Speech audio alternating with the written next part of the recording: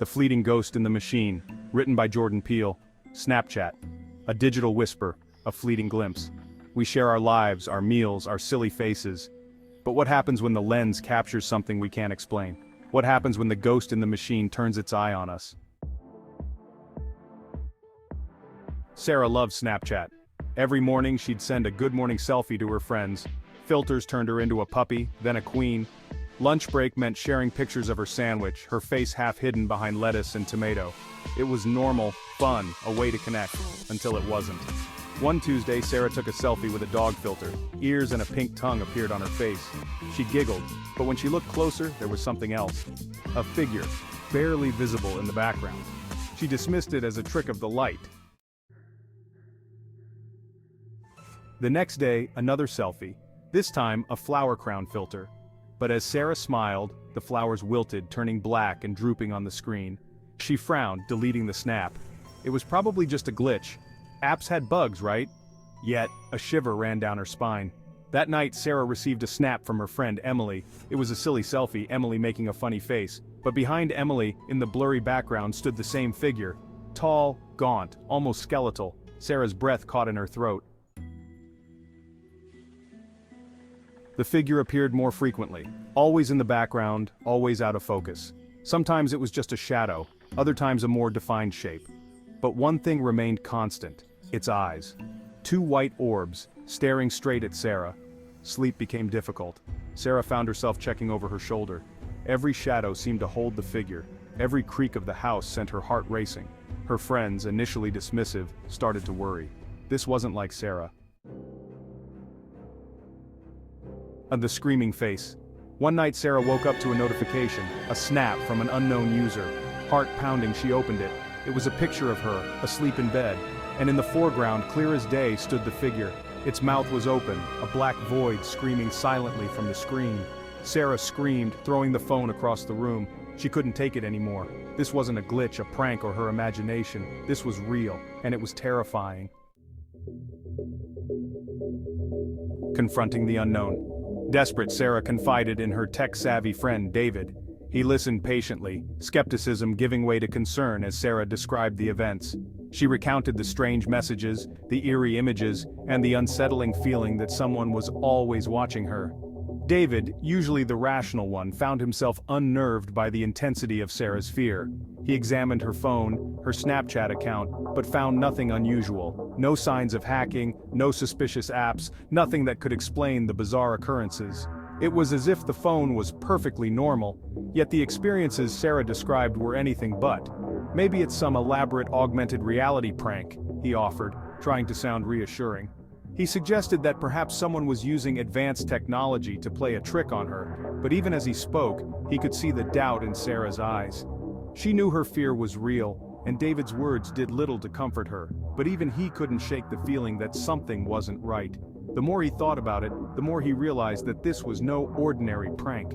There was a sinister edge to the messages, a darkness that technology alone couldn't explain. They decided to fight back. They couldn't just sit and wait for the next terrifying message. They needed to take action, to uncover the truth behind the unknown user. Together, they brainstormed ideas, trying to think of ways to trace the messages or find clues that could lead them to the source.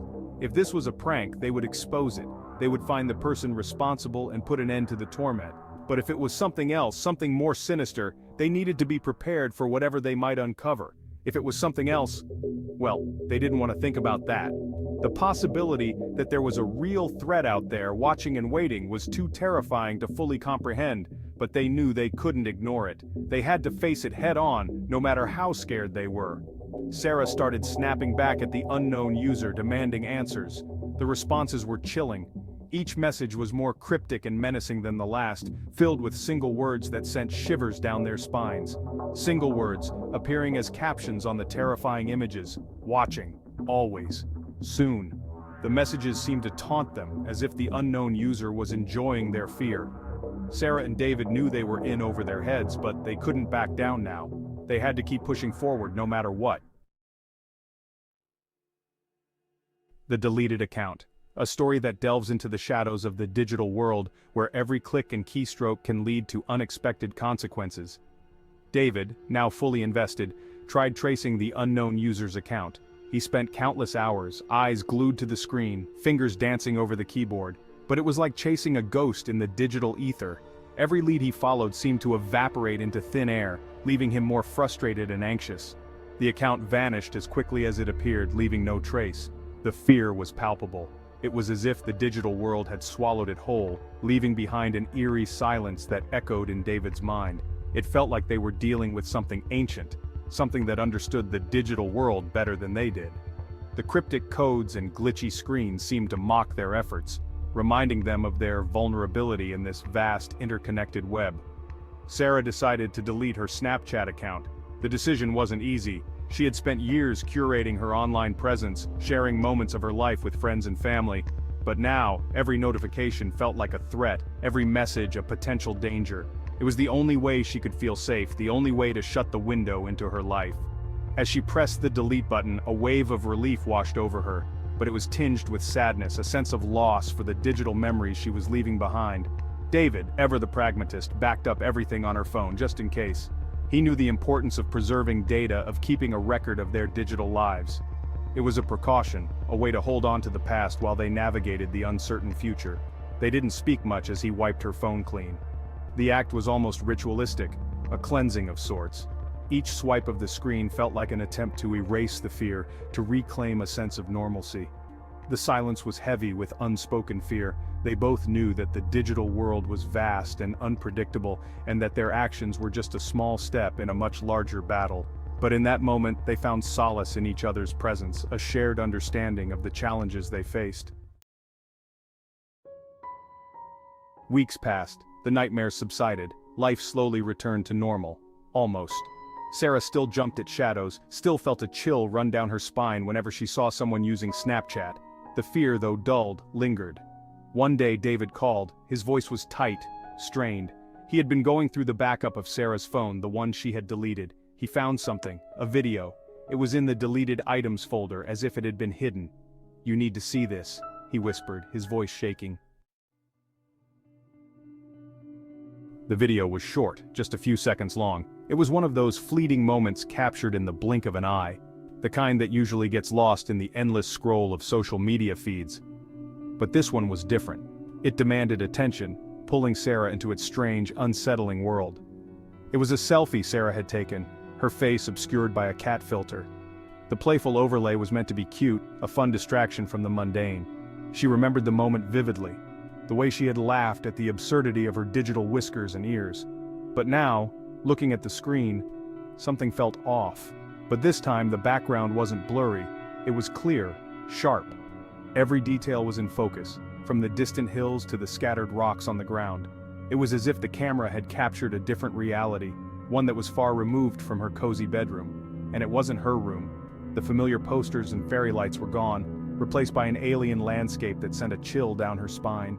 She felt a growing sense of unease, a nagging feeling that something was terribly wrong. It was a desolate landscape, gray and barren, stretching as far as the eye could see. The sky was a dull, oppressive gray, and the ground was cracked and lifeless. There was no sign of life, no hint of movement, just an endless expanse of nothingness.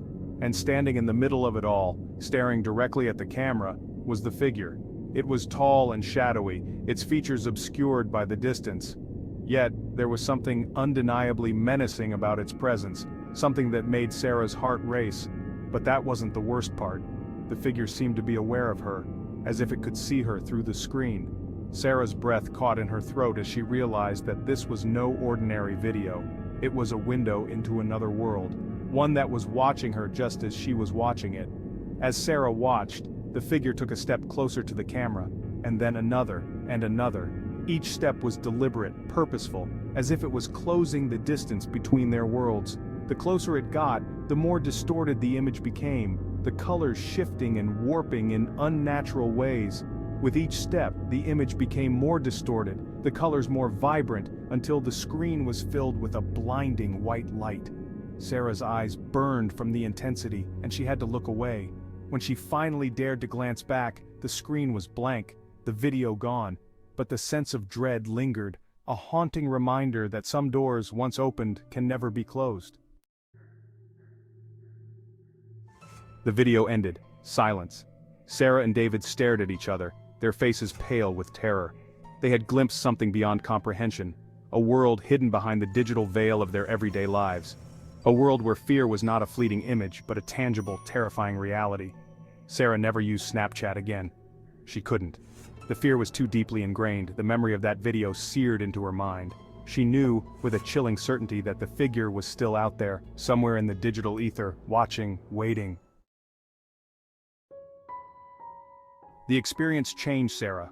It made her question everything she thought she knew about the world, about the boundaries between the real and the virtual.